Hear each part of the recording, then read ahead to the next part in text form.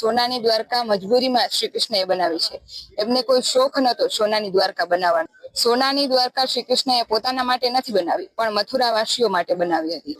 જરાસંઘના ત્રાસથી જ્યારે શ્રી કૃષ્ણએ મથુરાવાસીઓને એમ કીધું હશે કે હાલો આપણે મથુરા છોડી દઈએ, ત્યારે બધા મથુરાવાસીઓ માની ગયા હશે? કોઈ વડીલે ઉભા થઈને એમને કીધું હોય કે કાના તે તો કંસનો વધ કર્યો છે, તો હવે જરાસંઘને પણ હણી નાખ। એમાં શું મોટી વાત છે? આપણે મથુરા છોડીને જવાની શું જરૂર છે? પણ મથુરા કરતા પણ વૈભવશાળી દ્વારકા શ્રી કૃષ્ણએ બનાવી, જેથી મથુરાવાસીઓ મથુરા છોડીને દ્વારકા આવી શકે। 25 વર્ષનો યુવાન એટલે કે શ્રી કૃષ્ણ બધા મથુરાવાસીઓને એમ કહે કે આપણે મથુરા છોડીને જવું છે, તો શું બધા લોકો માની ગયા હોય? અત્યારે પૃથ્વી ઉપરનું જીવન 100 વર્ષનું છે, ત્યારે તો લોકો 500 વર્ષ 1000 વર્ષ જીવતા, તો જે લોકો 500 વર્ષ 1000 વર્ષથી મથુરામાં રહેતા હોય એ લોકો દ્વારકા આવવા માટે તૈયાર થોડા થાય? મારી કલ્પના મુજબ એટલા માટે શ્રી કૃષ્ણએ સોનાની દ્વારકા બનાવી હશે।